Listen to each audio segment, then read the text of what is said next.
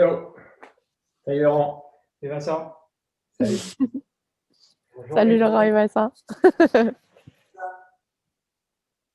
Allô.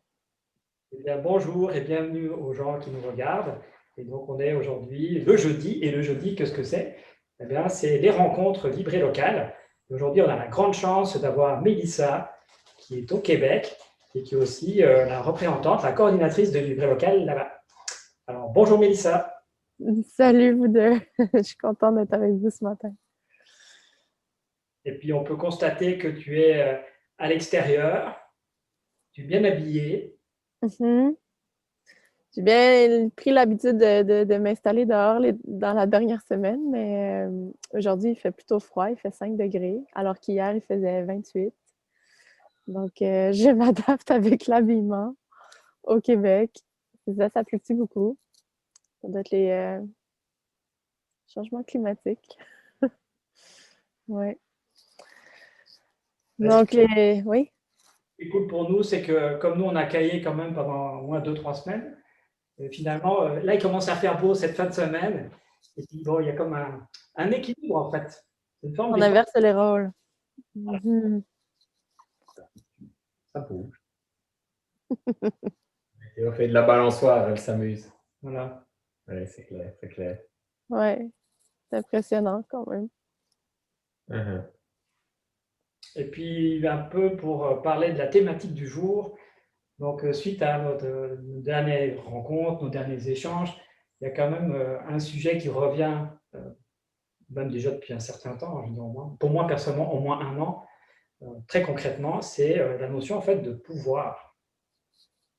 Donc, on voudrait essayer d'aborder ça sans agenda. On va se lancer là-dedans. C'est un vaste sujet. On peut en parler beaucoup.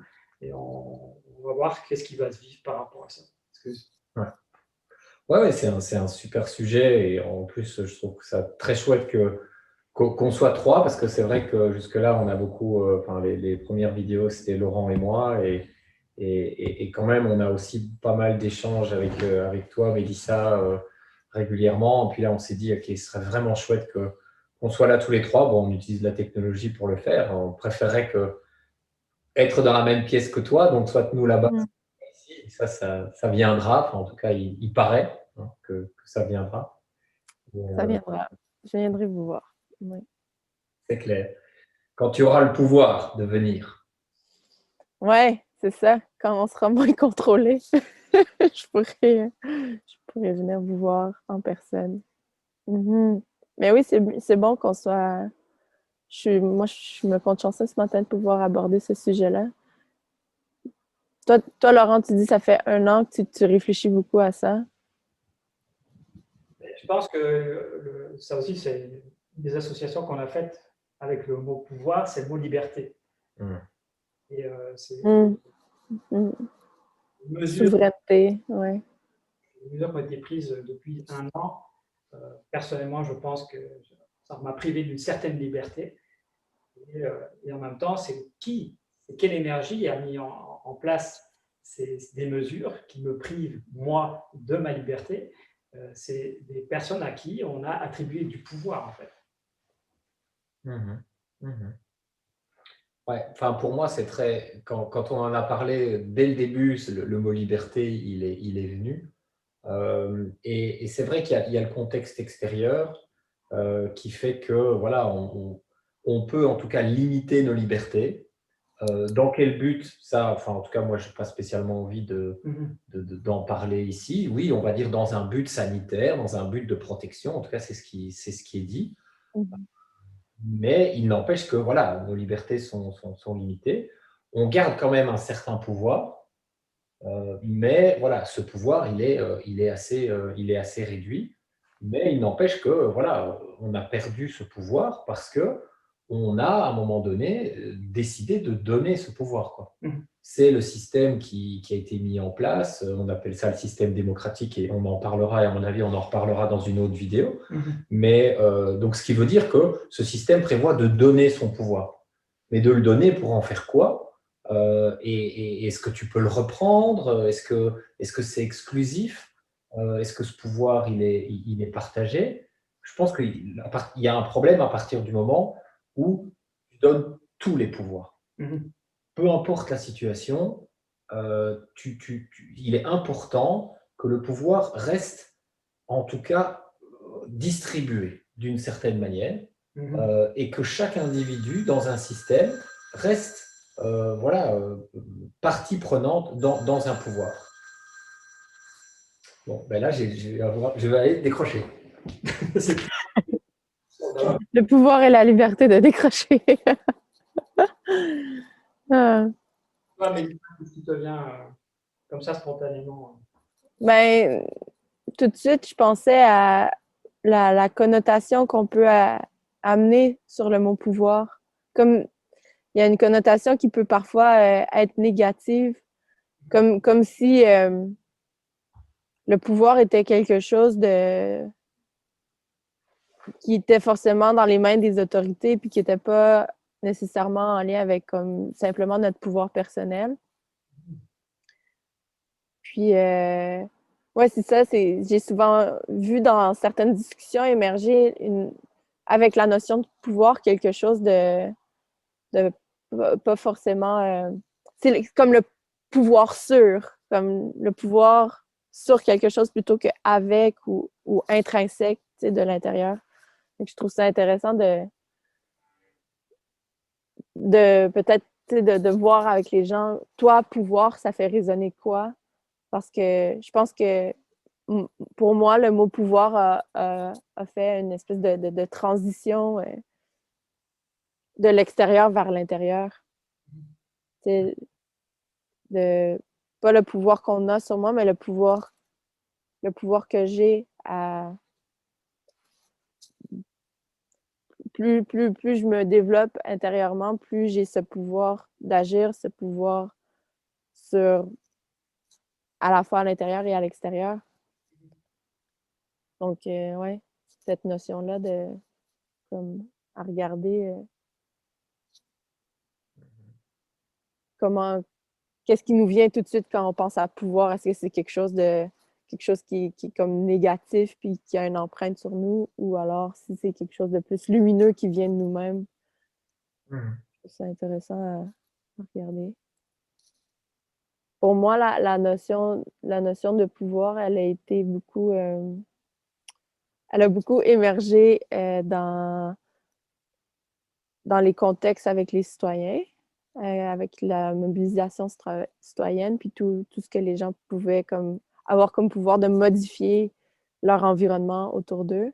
Puis aussi, dernièrement, quand j'ai fait ma formation d'accompagnement à la naissance, tout le pouvoir que les autorités médicales peuvent avoir sur le corps de la femme, son pouvoir de choisir, en fait, qu'est-ce qui est bon pour elle, puis comment l'autorité, qu'elle soit municipale ou que ce soit l'autorité médicale à l'hôpital, comment simplement de connaître nos droits, puis de connaître, d'avoir la connaissance permet de reprendre un certain pouvoir, puis de dire, ben moi, c'est ce choix-là que je fais pour moi, malgré ce qu'on pourrait vouloir m'imposer. Donc, comment redonner le pouvoir? Ben, c'est beaucoup à travers la connaissance aussi, je pense.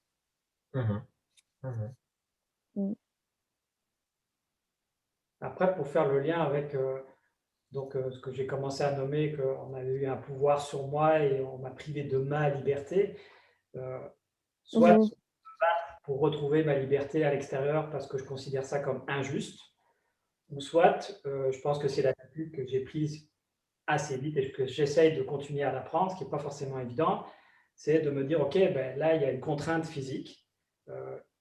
En quoi cette contrainte me montre qu'en fait, déjà à l'intérieur de moi-même, j'ai mis des barrières, j'ai mis des cloisons, j'ai créé une prison intérieure dans moi-même, et notamment dans la non-acceptation peut-être de mes émotions, de ma colère, de mes frustrations, et parce qu'on m'a privé de ma liberté. Et là, je peux peut-être faire le lien avec un exemple comme Mandela, qui est passé je ne sais pas combien d'années en prison.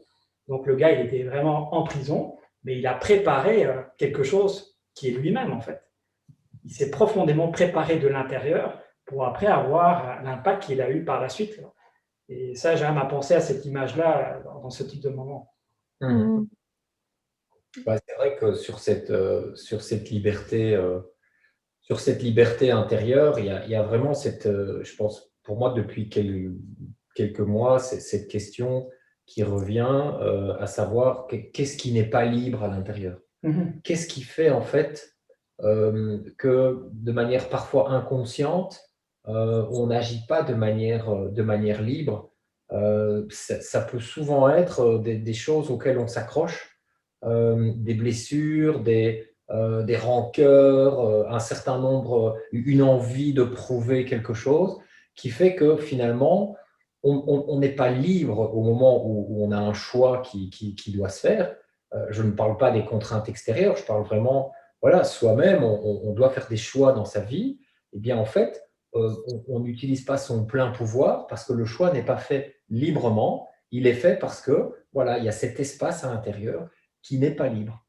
Et c'est toujours pour moi intéressant de savoir à un moment donné, quand on utilise son pouvoir donc de choisir, notamment, eh bien, de faire une pause. Et c'est très difficile hein, pour quelqu'un comme moi qui suis quand même très impatient et qui suis vraiment dans le faire et pour qui les choses devraient être beaucoup plus simples que ce qu'elles parfois ne le sont. Mais c'est de faire une pause et de se dire, OK, ce choix-là, il vient à partir de quel espace? Est-ce qu'il vient à partir d'un espace qui est libre ou est-ce qu'il vient à partir d'une partie de moi qui est blessée, qui a besoin d'avoir tel signe de reconnaissance et donc là, oui, je vais utiliser un pouvoir, mais ce n'est pas un pouvoir authentique. Et je pense que quelqu'un comme Mandela, et je pensais aussi, pas forcément à lui, mais aux circonstances de la prison, mais il y a des personnes qui, même face à un pouvoir qui va les emprisonner, gardent leur liberté. Ouais, Et donc, le pouvoir qui croit qu'il a un pouvoir sur la personne et qui le fait pour le priver de sa liberté, Mhm. il est chaud. Bien sûr, il lui prive de sa liberté de déplacement, sa liberté physique, parfois sa liberté d'expression, mais il échoue parce que la personne reste libre d'une certaine manière. Et c'est évidemment une circonstance super difficile, mais ça me fait évidemment penser au contexte qu'on vit actuellement, qui est quand même assez contraignant et on nous prive de plein de libertés, mais on ne nous prive pas de notre liberté. Mhm. Mhm.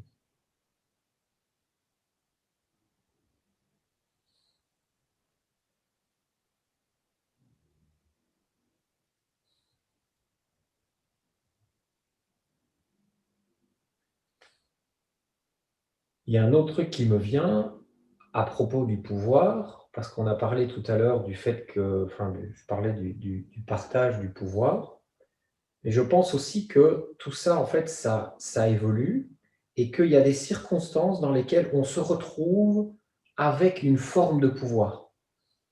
On est dans une circonstance où on doit décider, où on se retrouve, et c'est souvent même dans des systèmes très, très démocratiques, où à un moment donné, on se retrouve dans un rôle, on a un pouvoir, et pour moi, la question, c'est qu'est-ce qu'on en fait?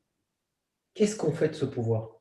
Si on se dit, ah, maintenant que j'ai le pouvoir, ah, je vais décider ceci, je vais prendre des décisions qui sont à mon propre avantage ou qui vont être contraignantes par rapport à d'autres, eh bien, alors là, il y a un souci. Donc, le pouvoir, même si quelqu'un a le pouvoir à un moment donné sur quelqu'un d'autre, ben en soi, c'est pas un problème.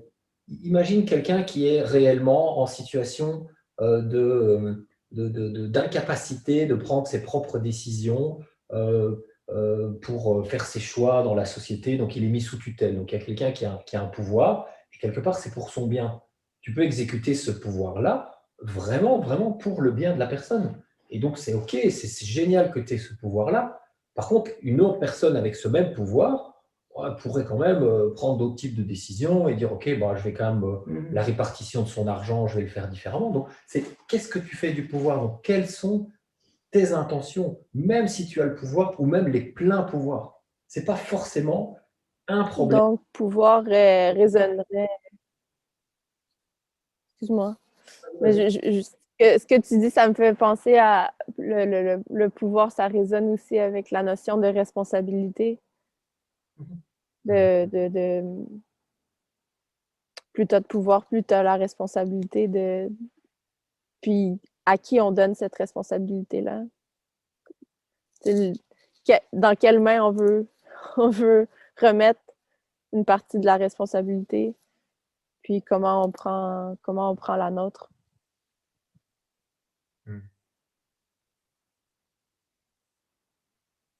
Ouais.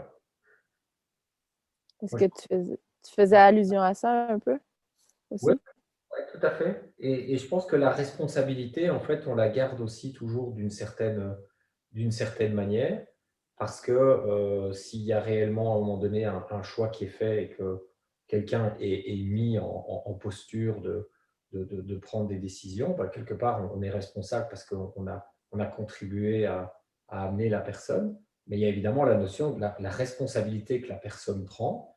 Donc, en disant, OK, ben voilà, je veux bien prendre ce rôle-là, je prends cette responsabilité-là et j'en suis honoré. Parce qu'il y a après aussi, au-delà de la question qu'est-ce que je fais du pouvoir, il y a pourquoi je prends le pouvoir et qu'est-ce que j'aime dans le pouvoir. Qu'est-ce que Et ça nourrit? Ouais. qui est-ce que ça vient nourrir, qu'est-ce que ça entretient. Et puis l'autre question qui pour moi, elle est fondamentale, c'est est-ce que le fait d'avoir le pouvoir, te donne une posture supérieure? Mhm.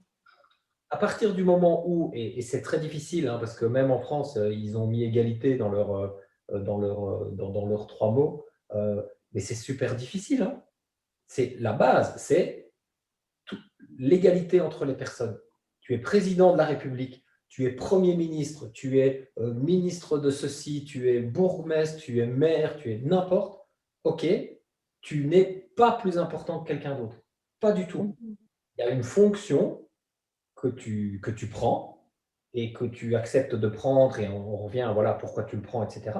Mais cette fonction ne te rend pas une personne plus importante. Elle te donne encore plus de responsabilité vis-à-vis des autres. Donc, c'est même encore, ça devrait même être encore plus dur à jouer et à avoir le pouvoir. Et maintenant, on voit qu'en fait, il y a des gens qui se nourrissent du pouvoir. Alors qu'en fait, avoir le pouvoir, ça devrait être une charge. Tu devrais te dire, wow, allez, ok, je le prends, mais on fait une rotation, hein, les gars. Moi, je veux bien être président de la République en France, mais juste pour 4 ans. Hein. Je vais faire tout de mon mieux, etc. Mais après, je le laisse, quoi. Hein. Tu penses, s'il pouvait rester 40 ans, il resterait 40 ans, quoi. Bon, là, je m'emporte un petit peu. Et après, là, de ce que tu as dit, la notion d'intention, de responsabilité, il y a beaucoup de niveaux de conscience en fait là-dedans. Pour moi, il y a beaucoup d'inconscient encore aujourd'hui par rapport à, Ouais. et notamment ceux qui ont du pouvoir aujourd'hui, et notamment au niveau politique, hein, dans la démocratie représentative. Je pense que, à mon avis, même moi, dans mon expérience, il y a déjà 2 expériences que je peux partager, où quand j'étais adolescent, etc., moi j'étais très timide, j'allais vers personne, j'étais très sensible, je vivais beaucoup de rejet par rapport à moi-même, donc j'avais l'impression d'avoir très peu de pouvoir par rapport à moi-même, par rapport à mon environnement, je ne servais pas à grand-chose. Donc j'étais mal là-dedans. Et puis après, j'ai fait mon service militaire en Belgique pendant 1 an, à l'époque c'était encore obligatoire. Et là, j'ai trouvé une structure, bon, c'est militaire, donc c'est très très structuré, avec des horaires, etc. Puis il y a une vraie discipline. Et en même temps, il y a aussi cette notion que si quelqu'un déconne dans le peloton, ben, tout le monde paye. C'est comme automatique. Donc le vendredi soir, tu es là, aligné, tu te dis, est-ce que je vais avoir mon week-end, est-ce que je vais rentrer? Il suffit d'un mec qui fasse le con, et il n'y a personne qui rentre. Et c'est arrivé, je ne sais pas combien de fois. Donc là, c'est comme ça fait travailler. Donc du coup, eux, ils ne s'occupent pas de gérer ça. C'est nous, après, entre nous, on doit gérer et aller voir la personne. Écoute, Coco, ça fait 3 fois qu'on est dans la merde parce que toi, tu fais le con. Donc, on est obligé de dealer entre nous. Donc ça, c'est très intéressant comme rapport de force. Là, on est plus dans des rapports de force, mais aussi de pouvoir. Mais pour revenir sur mon histoire personnelle, moi, j'étais très bon en sport, j'étais aussi sage, j'étais un bon milicien, etc. Donc, j'ai été gradé. On m'a donné un grade et je suis devenu caporal. Normalement, on ne fait pas ça souvent. Et un jour, on m'a appelé, on m'a dit, voilà, milicien Roussel, pour vos bons services, on vous nomme caporal. Mais moi, à ce moment-là, je n'étais pas le même mec. Hein. J'avais 2 petites barrettes ici sur mon truc. Et je me suis senti, alors que j'étais le même Laurent qui est 5 minutes avant, hein, qui était investi. pas d'un pouvoir concret, mais de toute une structure qui m'accompagne derrière. C'est-à-dire, à ce moment-là, je rentrais dans tel niveau, donc j'avais des droits, j'avais plus besoin de faire mon lit, je demandais à quelqu'un de le faire, j'allais vérifier si les gens autour de moi le faisaient, parce que c'était légalisé, ça. Et moi, j'étais bien avec ça, parce que de nouveau, c'est la structure qui m'autorisait ça. C'est la structure qui me protège par rapport à ça. Je n'ai pas à me défendre, je n'ai pas à mettre d'énergie du tout, quoi. Et ça, je pense qu'aujourd'hui, c'est dans notre structure pyramidale politique, c'est très cloisonné comme ça. Et quand tu montes, en fait, la structure te protège et tu as le sentiment d'être légitime. Donc, c'est normal ce que tu fais, tu vois. C'est ça que je veux amener comme point. Mhm. Mhm. Ouais, c'est un peu comme Oui. derrière finalement tout un système qui te légitimise, alors que fondamentalement, ben, y a pas, ça ne t'apporte pas plus de pouvoir, mais le système te légitimise, quoi. Mhm. Et après, les gens, c'est ça qui est fou, hein, et ça, je pense que moi, je l'ai vécu plus dans notre boîte dans laquelle on a travaillé, quand j'ai commencé à monter en grade, si tu veux, jusqu'à devenir un jour manager. En fait, les gens, même qui sont très proches de toi, ne te perçoivent plus exactement de la même façon, hein. Ah oui, dès que tu as pris un grade. Ah ouais, c'est plus le copain, Laurent, grande claque dans le dos, je me fous de ta gueule, parce qu'on a grandi ensemble. Non, non, Laurent, il est devenu manager. Et moi, je ne pense pas forcément à ça, quoi. Je veux dire, je me lève pas le matin, je suis manager. Et en fait, non, déjà, le regard des autres change, juste Ouais. par la notion de pouvoir qu'on t'a attribuée, qui est très structurelle, hein.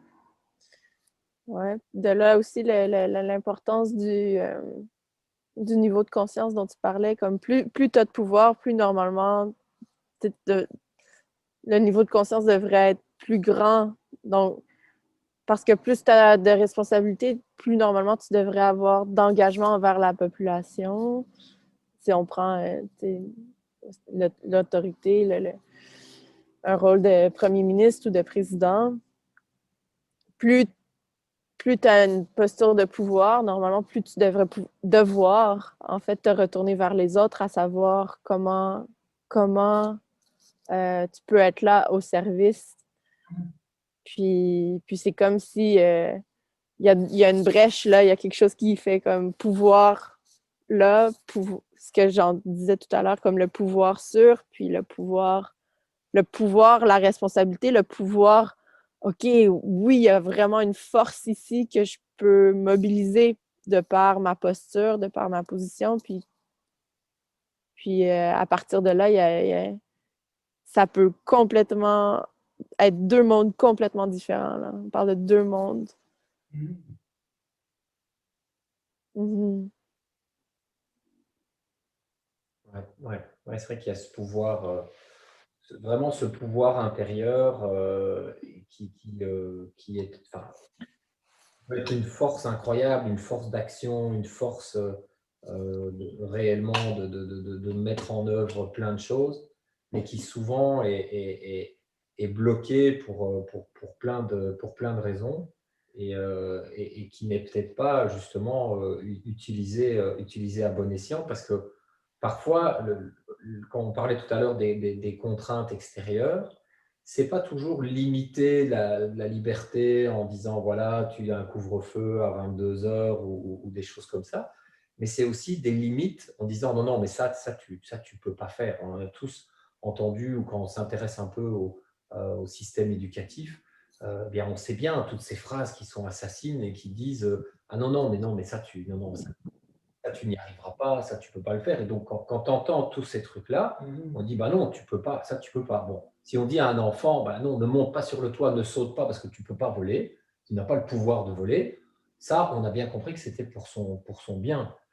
Mais quand on lui dit non, ne lis pas tel bouquin compliqué parce que ça tu n'y arriveras pas, c'est trop compliqué pour toi, ou ne fais pas ça, bah, du coup, ah non, ne te mets pas à faire du piano, c'est trop compliqué. Attends, on voit bien, tu n'es déjà pas capable de ranger les fourchettes à côté du couteau dans le tiroir, tu vas quand même pas faire du piano. Alors du coup, tu te retrouves à 40 ans, bah, non, tu n'as jamais fait de piano parce qu'au croit tu ne sais pas. Et ça, je pense que s'il y a bien une énorme limite dans le pouvoir, c'est bien tout ce qui est balancé à la tête. Et à un moment donné, on y croit. On y croit. Comment veux-tu faire autrement que de croire cette réalité qui a été forgée par différentes personnes qui t'ont dit non, non, non, ça, tu peux pas, ça, tu n'y arriveras pas. Et ça, je pense que c'est un vrai sujet. Quand quelqu'un Mhm. posture, et là, c'est l'autre sujet que je voulais aborder, c'est le sujet des parents. Quand tu es dans la posture de parents, ben, peut-être que dans une certaine mesure, en tout cas au début, ben, tu as un pouvoir parce que c'est toi qui prends les décisions quand c'est un nourrisson et puis quand un petit enfant. Mais attention, ce pouvoir, il doit justement être partagé, discute avec ton enfant, aide-le à explorer pour justement qu'il puisse aller exploiter son plein pouvoir. Et donc, ton pouvoir, il doit être mis au service de ton enfant pour qu'il puisse explorer, pour qu'il puisse lui-même utiliser son plein pouvoir avec cette même conscience. Et si tu es éduqué par des parents qui prennent le temps et qui ont cette conscience-là, alors il y a beaucoup de chances que toi-même, avec toute cette confiance, parce que je pense que le mot confiance, c'est aussi un synonyme de pouvoir, ou en tout cas, eh bien, tu vas le faire avec la conscience et tu vas faire plein de choses, quoi. Et tu vas partager ton pouvoir. Pouvoir créateur.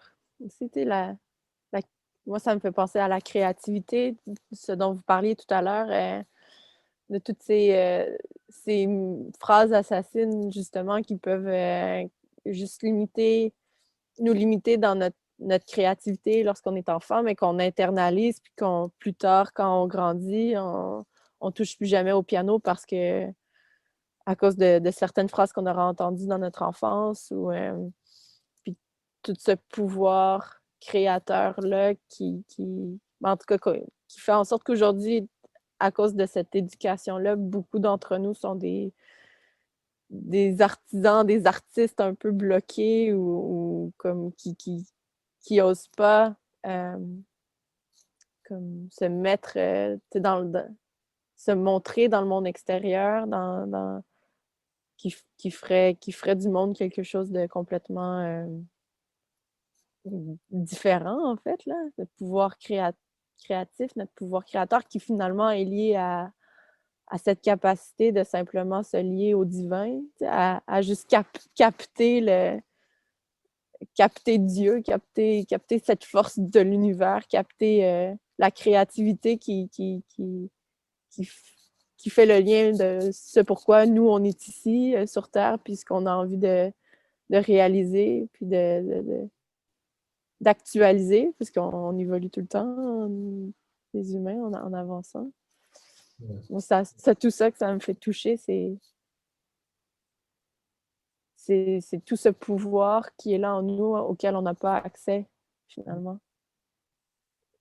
Auquel on peut avoir accès si on se déconditionne, si Ouais. on, si on, si on prend le soin d'observer qu'est-ce qui, dans nos croyances, nous limite. Ouais. Ouais. Mais quand on enlève tout ça, il y a beaucoup de pouvoir, beaucoup de... Il y avait, euh, il y avait une phrase, enfin, il y a quelques mois, là, j'avais vu sur ce documentaire là, qui s'appelle Le pouvoir de l'intention. Je ne sais pas si vous avez vu ça. Et en fait, je pensais à ça parce que, pas spécialement au reportage, mais vraiment à l'association de l'intention, de l'intention et du pouvoir.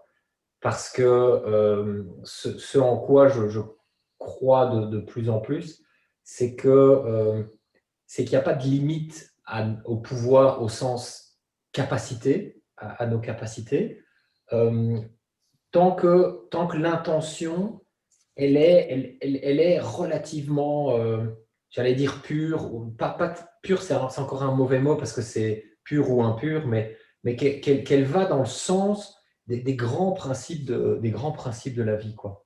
Et donc, si tu dis, voilà, mais non, mais moi, mon intention, c'est de devenir milliardaire et d'avoir X voitures, un avion, etc., etc., bah, à la limite, fondamentalement, la question, c'est comment tu vas y arriver et si ton intention, et si pour ça, tu vas faire bosser les autres comme des esclaves, etc., etc., eh bien, quelque part, tu vas devoir mettre énormément d'énergie et ce n'est pas dans le sens de la vie. Mais si ton intention, elle est bonne, elle est pour le fait d'aider les autres, d'être dans le partage, mais je pense que dans ce cas-là, il n'y a pas de limite à, à tes capacités d'agir, parce que, enfin, c'est un peu en lien avec ce que tu disais sur la créativité. Quelque part, tu vas peut-être t'aligner vers des forces vers des forces qui nous dépassent. Alors, je sais que c'est parfois bizarre de parler comme ça, et dans ceux qui vont nous regarder, oh, tiens, oulala, ils commencent à parler de l'univers, de divin, etc. Mais bon, il faut quand même observer qu'il y a quand même des situations, on ne sait pas pourquoi, mais ouf, là, ça s'ouvre, quoi, hein, et les portes s'ouvrent et tout nous aide, peut-être parce qu'il y a une forme d'intention qui est authentique, quoi. Et l'authenticité d'une intention, c'est parfois difficile à déceler, hein, parce qu'il y a des gens qui expriment les mêmes intentions, mais à l'intérieur, c'est pas authentique. Et à la première occasion, et tac, on vire de bord, on change complètement. Et je pense qu'il y a quelque chose dans cet univers qui évalue les intentions.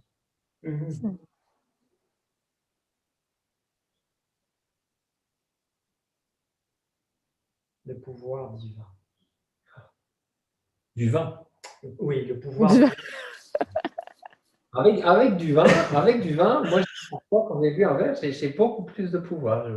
Je parle encore plus facilement, t'imagines, quoi. Non.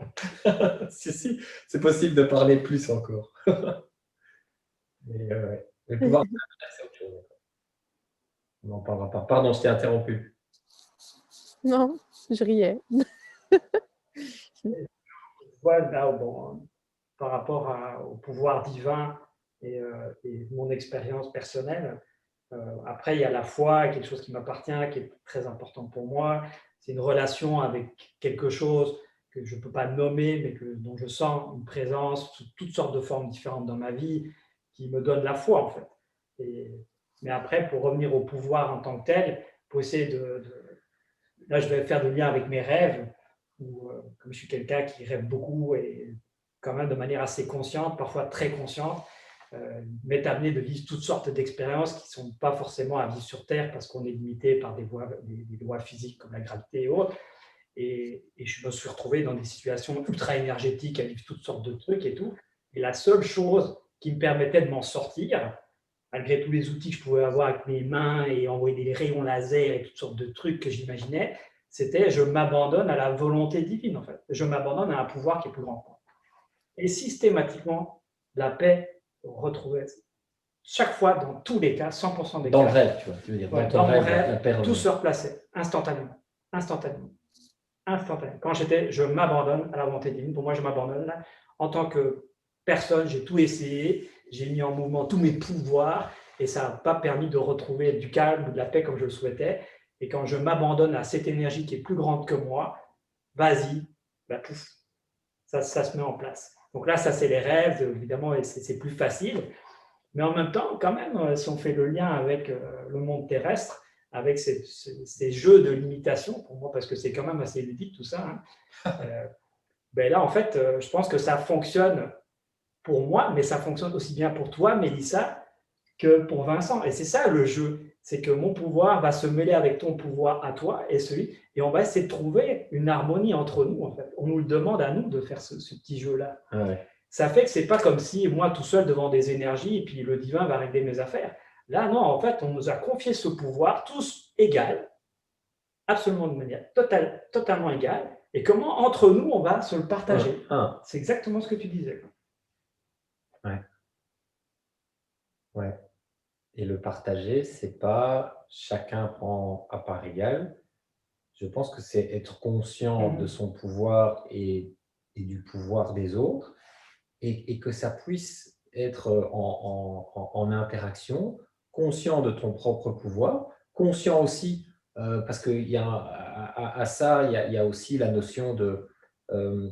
c'est comme si le pouvoir avait une couleur aussi. Donc, on peut, on a, il y a des dons, il y a des talents, il y a une force, et donc ça va s'exprimer différemment. Et si tu le fais de manière authentique et t'exprimes vraiment ton pouvoir en sachant qu'il y en a d'autres et dans le respect de l'autre, ben quelque part, oui, il y a une répartition du pouvoir, mais qui va fluctuer, mais en toute connaissance de cause, en sachant que tu es lié avec les autres et que tu vas te retrouver à un moment donné dans cette situation-là. Moi, il y a un cas auquel je pense il y a 2 ans. C'était en lien avec l'empathie. Parce que, de nouveau, je pense que l'empathie, elle est fondamentale dans l'expression du pouvoir. Et en fait, il y avait quelqu'un qui m'avait expliqué un jeu vidéo qui a été créé et qui permet de vraiment travailler l'empathie. Et ça explique qu'en fait, dans ce jeu, ton rôle va changer de manière totalement aléatoire. C'est un peu comme si tu jouais des jeux de rôle et à un moment donné, tu te retrouves, boum, pendant tout un temps, par exemple, tu es le maire de New York et tu es dans cette situation-là et tu joues, quoi. Tu vois, c'est un jeu vidéo avec tout plein d'intelligence artificielle et tout ce qu'on veut. Et là-dedans, tu prends des décisions, mais de manière totalement aléatoire, le jeu va te faire changer de rôle comme ça.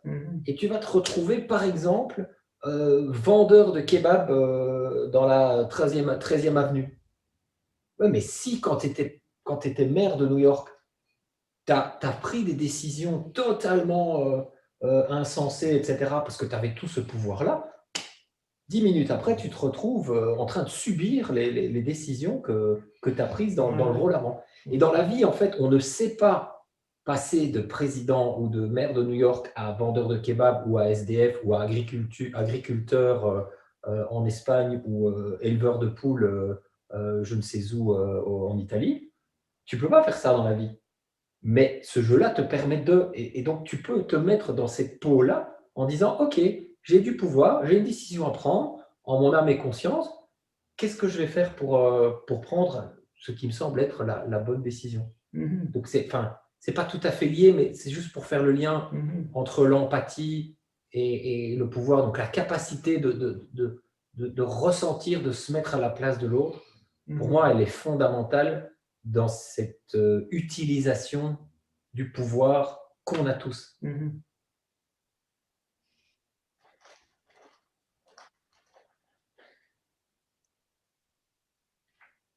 Ouais, super important la notion d'empathie, je pense.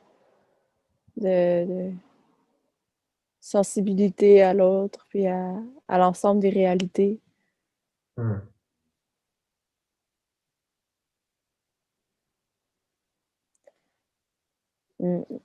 Ouais, sans ça, ben c'est ça, il faut prendre compte de l'ensemble de chacun des individus, des réalités pour pouvoir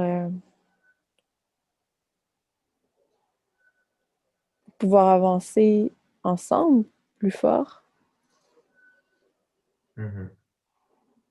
Sinon, on fait juste continuer à accentuer les polarités qui font en sorte que finalement, on fait beaucoup répéter des dynamiques de confrontation, de compétition.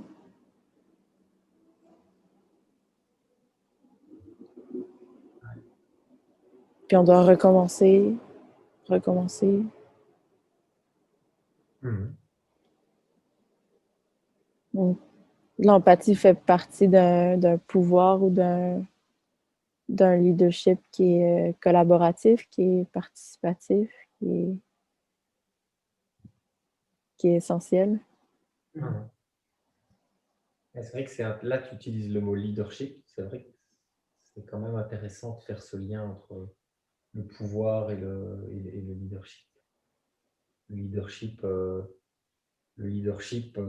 finalement, c'est quoi? Ce serait cette manière, ce serait cette capacité de prendre soi-même sa place, en fait, peut-être. Mhm. Peu importe où on est, de prendre sa place. Ça ne veut pas dire de prendre le lead total au-dessus. Je me souviens de nouveau dans la boîte où on a travaillé, je me souviens d'une de mes collègues, ex-collègues, qui disait: ah non, mais on ne va pas leur donner des formations de leadership parce que ce ne sera pas tous des leaders. Et dans le sens, ce ne sera pas tous des associés. Mais je dis, mais tu n'as rien compris. Mhm. Une formation de leadership, ce n'est pas ce n'est pas une formation pour apprendre à devenir associé. C'est une formation, ce sont donner des outils pour avoir son leadership, peu importe que tu sois réceptionniste, comptable, manager, associé. C'est deux choses totalement différentes. Mais les gens associent le leadership avec position de décideur à tel endroit. On ne va pas former tous les enfants à devenir des leaders. Mais si, à pouvoir prendre leur position et pouvoir être, être une personne avec une capacité de discernement, de prendre la place. Il y a des systèmes, je ne sais pas s'ils sont très très bons et s'ils fonctionnent très bien, mais s'ils sont réplicables, mais dans lesquels, eh bien, peut-être qu'on tire au sort et on dit, voilà, boum, ben, l'année prochaine, c'est toi, Mélissa, qui est là. Je ne sais pas c'est quoi au Québec, mais c'est toi qui es la présidente du Québec, quoi, l'année prochaine, quoi. Prépare-toi. Et on donne une formation là-dessus, mais tu y vas et c'est aléatoire. Et dans ce cas-là, eh bien, il faut bien que tout le monde soit préparé. Imaginons un monde dans lequel on tire vraiment tout le monde au sort. Mais on aurait intérêt à avoir un système éducatif beaucoup plus adapté pour vraiment former tout le monde. Parce qu'on se dit, oh putain, on a oublié de former la province du Luxembourg. Ah, l'année prochaine, il y a un gars de la province du Luxembourg qui est Premier ministre en Belgique. Ah zut, alors non, on ne peut pas, le système éducatif, non, il faut le faire avec tout le monde. Et ça aussi, tu vois en tout le monde un ou une leader potentielle. C'est aussi un regard vachement intéressant qu'on peut avoir quand tu croises quelqu'un, quand tu abordes quelqu'un au-delà de l'égalité. Voilà, tu vois cette personne comme quelqu'un voilà, d'un leader potentiel, quoi. Ça change le regard. Mais ça, il y a une notion de connaissance de soi quand même. Hein. Donc, tu as parlé d'éducation, que ce soit déjà au sein de ta propre famille, à l'école. Et le leadership, pour moi, c'est déjà beaucoup, c'est se connaître, vraiment. C'est important et c'est d'être capable de voir quels sont ses besoins, quels sont les exprimer, avoir beaucoup de capacité de se transformer évidemment à un niveau d'empathie qui n'est pas trop ciblé, parce que je pense qu'aujourd'hui, il y a quand même beaucoup de leaders quand même qui font preuve d'empathie. Je vais prendre l'exemple du ministre de la Santé qui, à un moment donné, a presque pleuré dans l'hémicycle parce qu'il avait vu des gens mourir de Covid à l'hôpital. Il était très touché par ça, quoi. Et donc là, il touchait un rayon qui était le sien en tant que ministre de la Santé, c'était un médecin. Mais il n'a peut-être pas été voir le dégât qui a été fait, certaines mesures dans les familles, où des familles sont déchirées aujourd'hui, des entrepreneurs qui ont tout donné dans leur vie, qui ont tout perdu, à quel point ces gens-là souffrent aussi, quoi. Et ce degré d'empathie, bon, évidemment, on ne peut pas être empathique pour l'ensemble du collectif, mais en tant que leader, c'est toujours garder en tête que mon action va faire des petits, en fait. Donc, l'effet papillon, il existe. Donc, j'ai une responsabilité et ce que je vais faire, je vais tenter de le faire le plus en conscience possible et d'avoir le retour de cette action. Qu'est-ce que vous pensez de ce que j'ai fait, quoi, de ce que je propose? Est-ce que vous êtes à l'aise avec ça? Quel est le retour? Ah ben oui, ça me va, ça me convient pas, et on l'ajuste ensemble, quoi. C'est ça qui est fondamental. Et c'est ça qui a comme un gros décalage aujourd'hui dans cette distribution du pouvoir, c'est que ce retour, on ne l'a pas. Les décideurs, comme on les appelle, ils ont très peu de retour. Ils ont un retour direct de leur entourage, qui va souvent les nourrir dans leurs décisions. Hein. C'est quand même, on sait où on est là. Ouais. Mais ils ont pas ils peuvent pas le voir non plus parce que c'est trop pour un humain. Sincèrement, c'est trop pour un humain. On devient des super humains en fait. Et c'est ça que là, on a beau mettre un Jésus à la place d'un président français et autres, c'est super, mais c'est pas ça qui va résoudre quoi que ce soit. C'est parce que tout le pouvoir est concentré dans une ou quelques personnes. Et ça ne fonctionne plus aujourd'hui, rendu à l'état dans lequel le niveau de conscience, d'humanité, elle est aujourd'hui. C'est clair. C'est clair. On ne peut pas se sentir finalement seul aux commandes, quoi. Même si voilà, il y a un système qui doit s'organiser, on doit pouvoir aussi être vraiment à la fois autorégulé et totalement partagé, mais par des gens qui ont, et je ne suis pas sûr que ça fasse partie des tests, il n'y a pas de test d'ailleurs avant de se mettre aux élections, mais c'est quoi ton niveau de conscience, quoi? C'est quoi réellement ta posture? Quelle est la conscience que tu as du rôle que tu vas jouer? Enfin, moi, quand je l'entends, Macron, bah, tu te dis: «Mais waouh, waouh, waouh, waouh, waouh, comment est-ce qu'on peut dire des trucs pareils, quoi? Comment est-ce qu'on peut lancer, c'est la guerre contre le virus, c'est la guerre contre ceci». Mais c'est quoi ton niveau de conscience, quoi? Est-ce que tu es conscient de ce que tu es en train de faire, quoi? Et de nouveau, pour revenir sur ce que tu disais, parce que je pense qu'on peut aller plus loin dans le fait qu'il faut se connaître soi-même, et savoir finalement qu'est-ce qui nous anime? C'est quoi l'origine de nos décisions? Je parlais de c'est quoi ces espaces de liberté?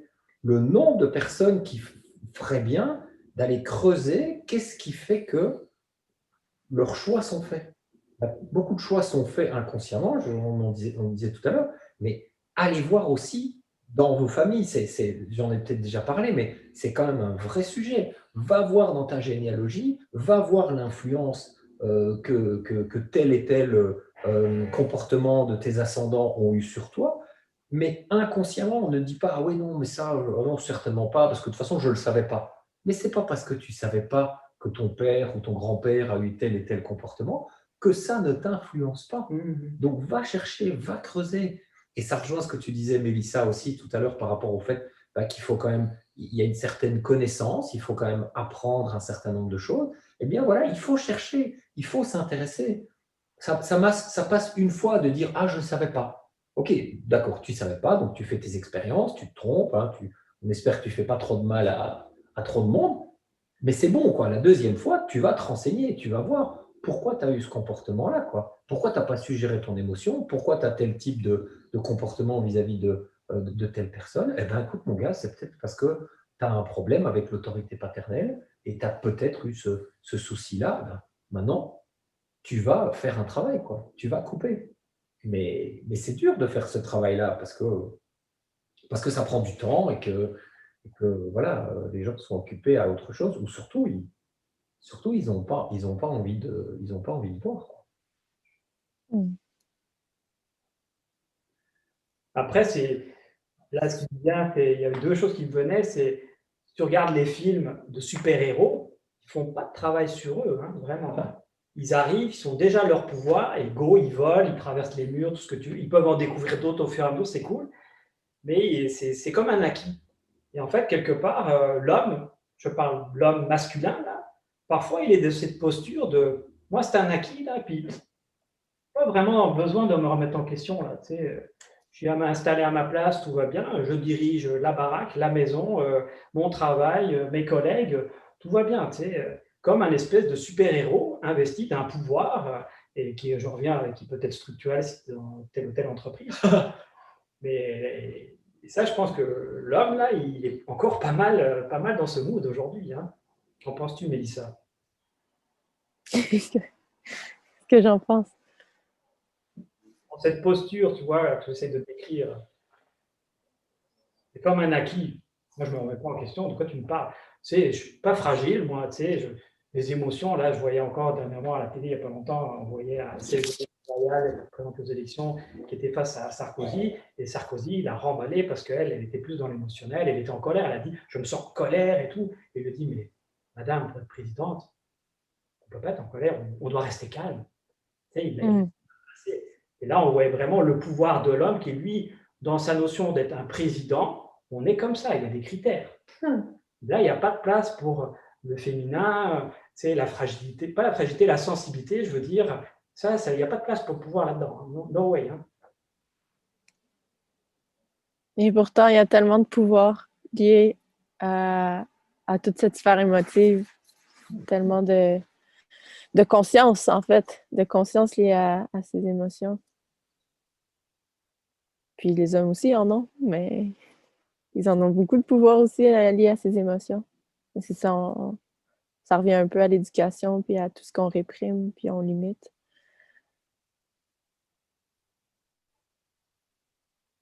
On laisse le droit aux filles, aux petites filles, d'être plus émotives ou de toucher à leur tristesse, peut-être moins à la colère. Mhm. Mhm. Tout déconditionner, ce droit, en fait, à cette vulnérabilité qui est aussi notre force et notre pouvoir, notre beaucoup de liens avec les directions qu'on peut prendre, les décisions qu'on peut prendre. Mhm. Puis on a tellement coupé nos émotions, tellement coupé qu'on est en fait complètement déconnecté de ce qui fait partie d'une grande partie. On n'est pas nos émotions, mais ce sont des messagers très, très, très importants. Et si on les coupe, euh, nos postures de leader deviennent un peu déconnectées de nous, de l'ensemble, de la nature, puis on s'en va dans une direction qui ne fait pas de sens finalement. Moi, j'aimerais ça voir des politiciens, des politiciennes émotifs. Ben, ils sont émotifs, il y en a quand même, mais Ouais, puis bah, c'est vrai que les émotions, elles demandent aussi une forme quelque part, une forme de conscience, de prise de conscience. Tu es conscient de ton émotion, tu es conscient du mouvement que ça crée à l'intérieur. Et puis, il y a quand même ce passage entre l'intérieur et l'extérieur.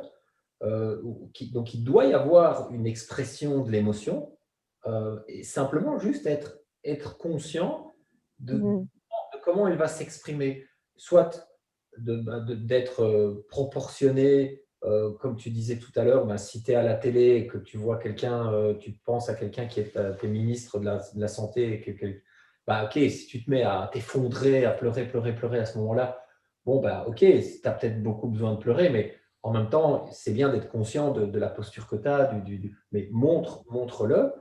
Si tu es en colère, tu vois, c'est pas la peine que de cette colère, elle fasse que tu vas tout exploser dans la maison et que tant pis si tu vas frapper un enfant qui passe par là.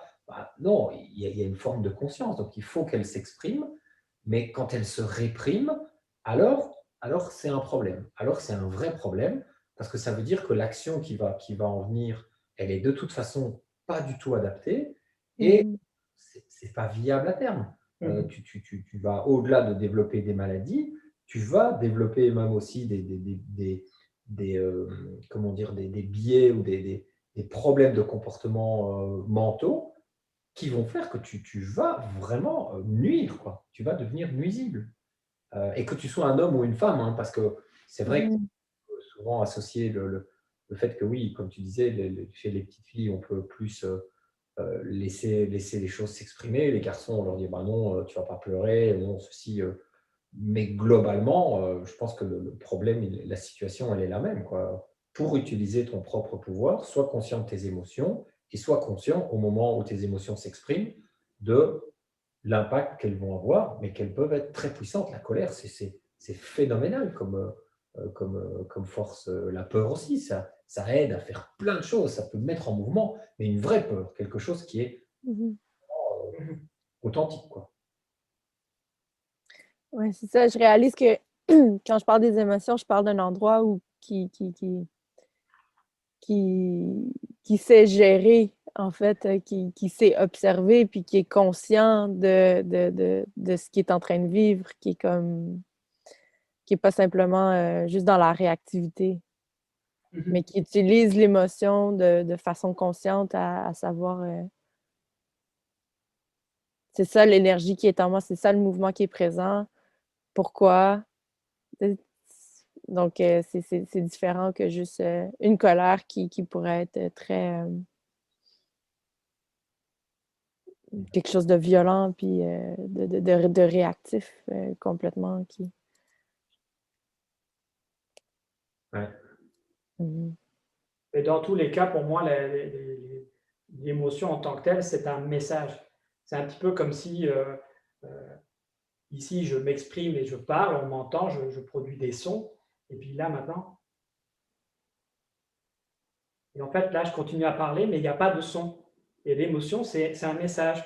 Et donc, en fait, quelque part, quand on prend une décision, si ton corps émotionnel n'a pas été consulté, c'est comme tu n'as pas la réponse complète de ce que tu veux faire, de ton intention derrière.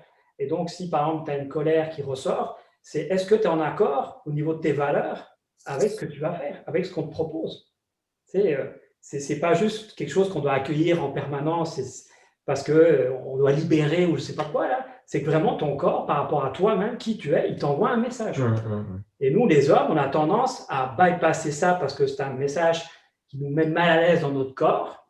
Ça nous dérange, on se sent un peu croche, puis pas bien, fermé, moins dans notre puissance. Et donc, on va aller réfléchir au niveau logique. Bon, ça, c'est logique. On va faire ça comme ça, tac, tac, tac. C'est très rationnel. Là, voilà, on est très bien. Bullet point, fichier Excel, budget, trucs comme ça. Et on décide sur base de ça. Et ça, c'est les messages qui complètent en fait les messages que notre corps est censé nous dire et que le corps collectif aussi.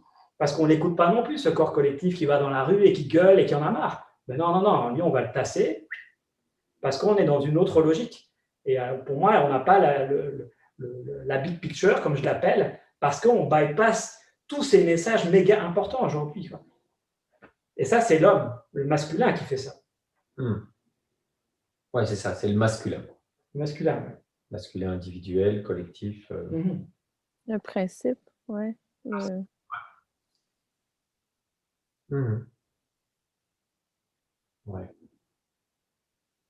En tout cas, le pouvoir, il est pas.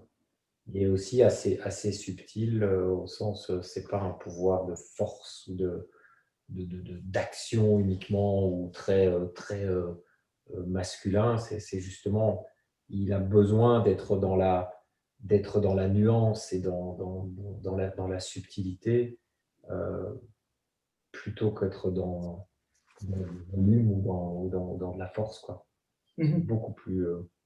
Je trouve que c'est beaucoup plus en lien finalement avec ce que nous on est en tant qu'être humain, parce qu'il ne faut pas oublier qu'un être humain à l'échelle de la Terre, c'est juste quasi rien, quoi. Donc il vaut mieux qu'on soit dans de la subtilité plutôt qu'essayer d'être dans la force, parce qu'on ne peut quand même pas lutter contre les éléments. Donc jouons dans notre registre, quoi, sur de la subtilité, sur notre monde intérieur. Et là, on peut avoir une influence. C'est quand même un des seuls endroits sur lesquels on peut avoir une influence, c'est soi-même, quoi. Tout le monde peut-être pas, tout le monde n'a pas l'occasion de vivre à un endroit où l'oxygène est pas pollué, ou manger des bonnes choses, ou boire des bonnes choses.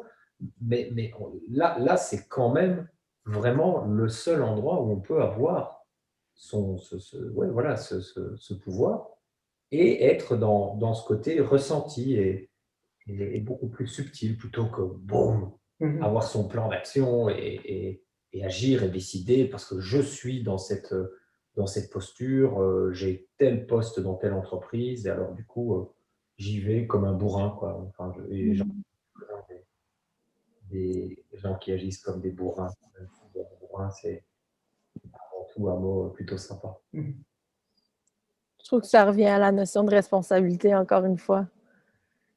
C'est la chance que vous et moi, on a aujourd'hui, cet accès facile à tellement de ressources, puis à du temps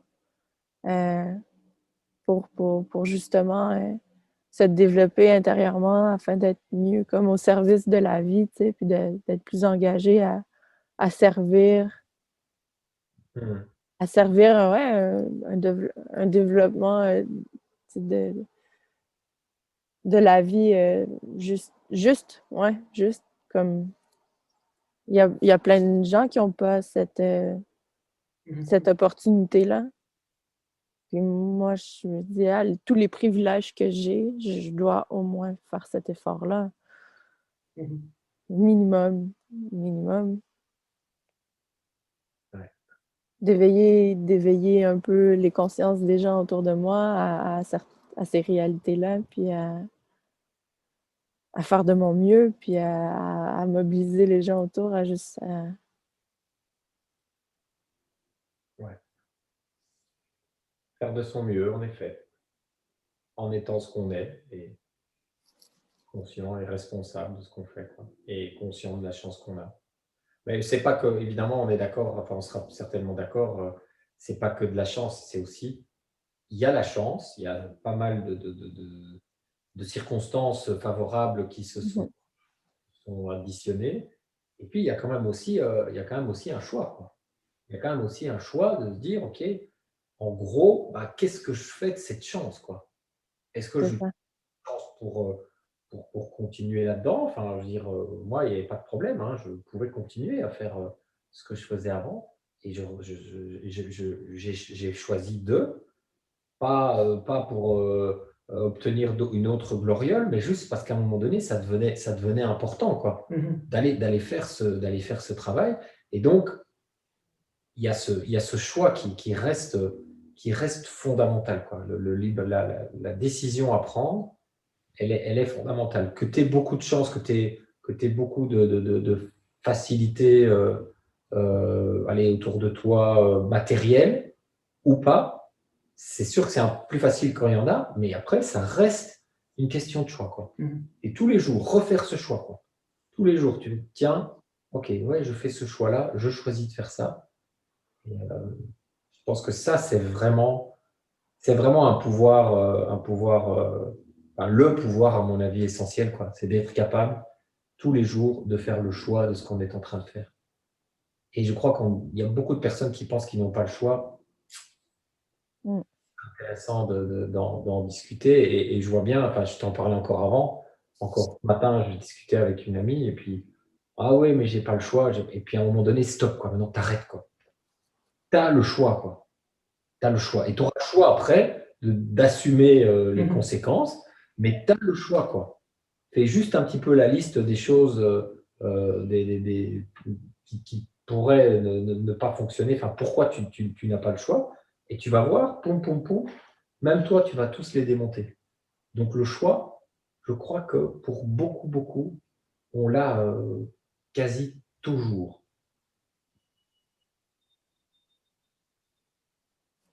Je pense beaucoup plus qu'on pense, ouais. Ouais.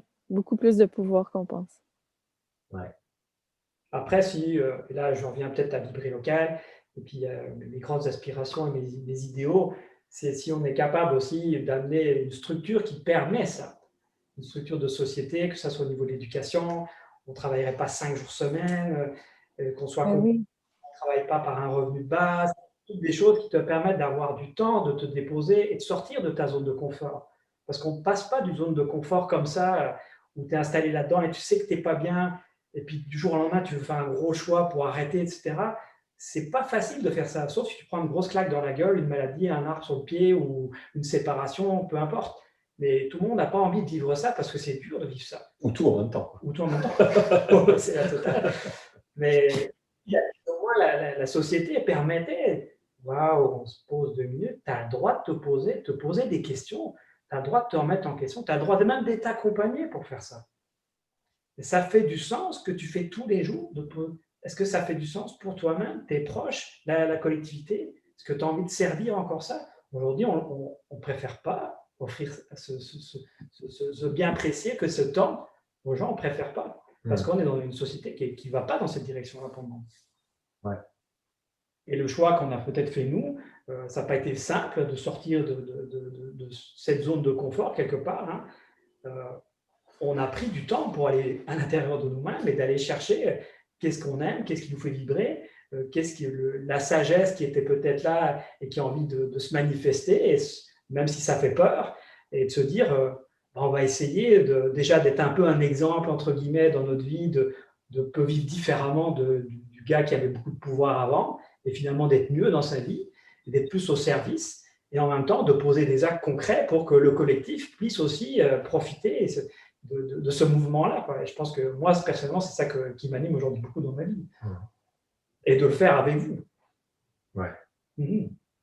Moi, ce que je peux dire, c'est que le point de départ, l'intention n'était pas d'être un exemple. Mmh.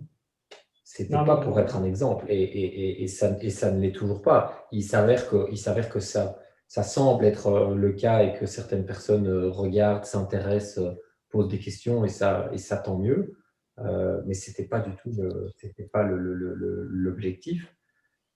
Et là où je voudrais revenir, c'est que en effet, tu as cité Vibrer Local, et peut-être que pour certains qui écoutent, ils disent attends, Vibrer Local, c'est une plateforme, c'est un réseau informatique avec quoi il vient. Non, c'est pas une plateforme, Vibrer Local. Vibrer Local, c'est carrément une philosophie de vie, un mode de vie en société qu'on essaye d'expliquer, qu'on présente, qu'on essaye d'animer. Et on va voir des endroits où ça se vit déjà un peu d'une certaine manière. Et puis, il se fait que Vibrer Local vient avec cette plateforme qui va pas rendre possible, mais qui va en tout cas faciliter un petit peu, parce que à l'heure actuelle, en 2021, eh bien oui, quasi tout ce qu'on fait eh bien, a une dimension digitale. Il y a même des gens, pour dormir, ils se branchent des électrodes pour être sûr qu'ils dorment bien. Donc le digital est partout. Donc évidemment, ça c'est un côté exagéré. Donc nous, on fait un peu la balançoire, comme on disait la dernière fois. Et donc Vibrer Local vient avec une plateforme. Mais avant la plateforme, c'est vraiment une philosophie de vie avec de l'humain, avec de l'égalité, avec de la mise en action, une compréhension de soi, une conscience des effets qu'on a sur les autres, un partage, une répartition du pouvoir. Enfin, c'est vraiment tout ça, quoi. Donc, si on est là, c'est pas pour vendre des licences d'accès à une plateforme. On s'en fout de ça. Ce sera peut-être une conséquence, et tant mieux. Mais vraiment, l'idée, c'est voilà, c'est le vivre ensemble. C'est vivre ensemble comment? Eh bien, et c'est pas nous qui l'inventons, parce que de toute façon, si à un moment donné des idées nous viennent, elles nous viennent, les idées. Donc, mais elles sont déjà apparues ailleurs. Il y a déjà des gens qui se mettent en mouvement. Et donc, Vibrer Local, c'est ça, quoi. Et c'est aussi pour ça qu'à des milliers de kilomètres, on est en connexion ensemble et en connexion avec toi. Et c'est pour ça qu'on était tellement heureux de faire maintenant cette conversation à trois, parce que justement, il y a ce Vibrer Local, c'est ça, quoi. C'est de la mise en lien. C'est vibrer local, rayonner global. Il y a des rayons, beaucoup de rayons de soleil là, chez toi, dans ta... En plus, quand tu fais ça, c'est tout noir derrière toi. Oh oui, attention, il y a l'ange Gabriel qui va arriver. Ah, tu as été choisi. d'un garçon. Il s'appellera Jean-Pierre. Non. Ça, il commence. Mon téléphone va... C'est pas l'ange Gabriel, c'est un autre. Mais c'est cool. En tout cas, c'était cool. Je sais pas où on en est là dans le timing. Je pense que ça fait 1 heure. Je sais pas, mais ça fait déjà 1 heure. Est-ce que Mélissa, il y a quelque chose que tu as envie d'aborder qu'on n'aurait pas abordé Ben, il y a tellement de choses, je trouve. C'est vaste quand même comme sujet. Ben, on n'en a pas beaucoup parlé, mais il y a tout ce qui est le pouvoir de la femme qui a tellement été... on veut pas voir ça, c'est beaucoup trop puissant en fait. C'est comme si on n'avait pas... les hommes qui ont compris à quel point c'était puissant ont voulu juste comme abolir toute cette puissance.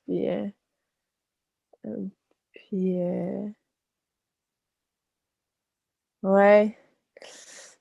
Puis moi, j'ai pris contact avec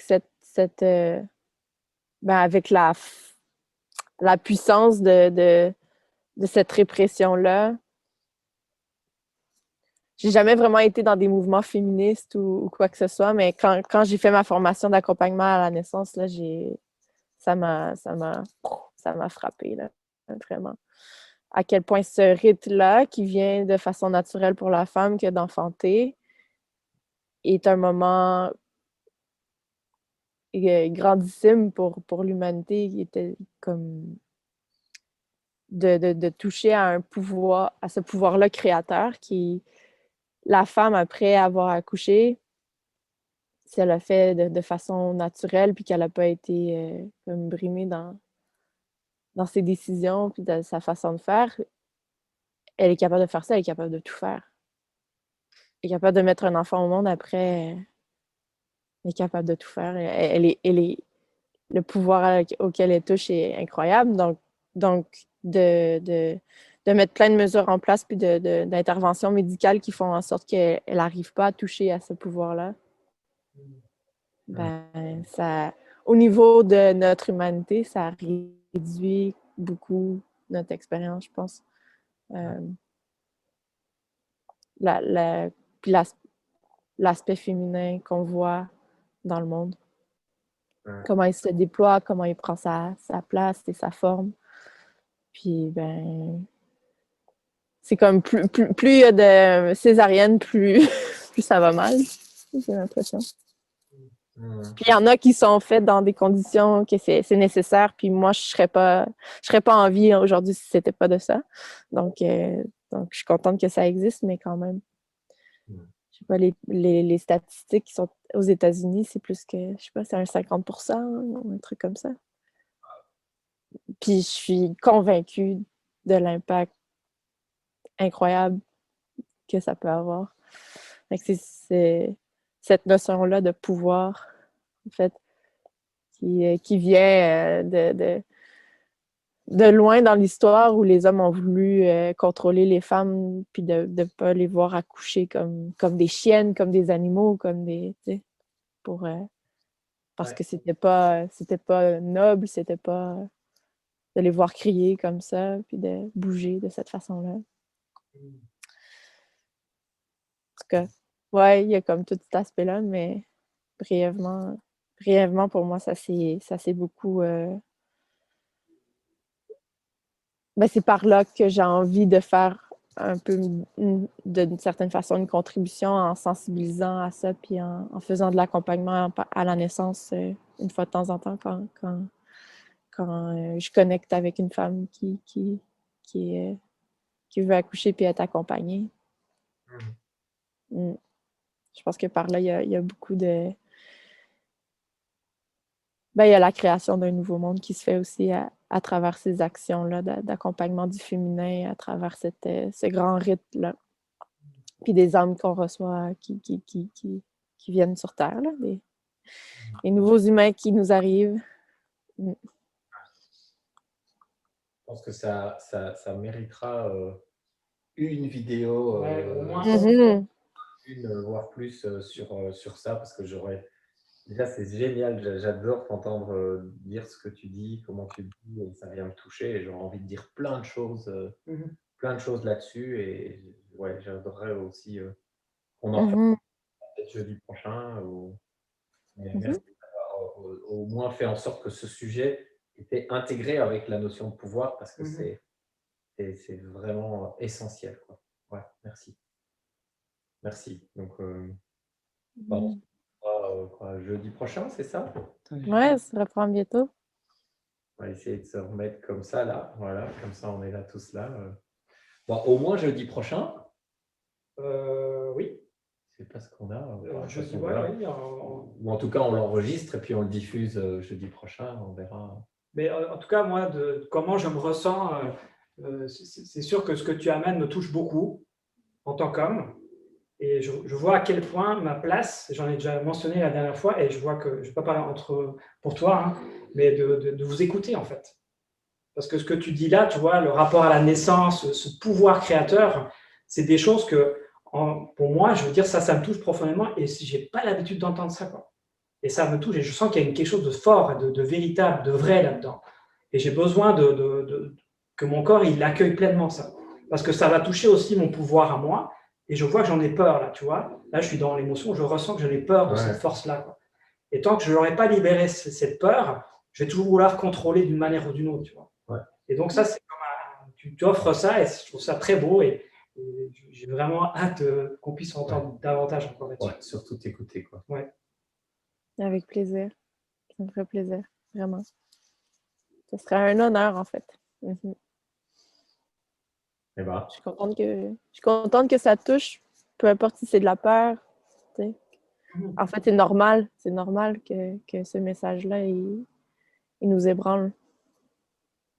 Mais merci de le dire.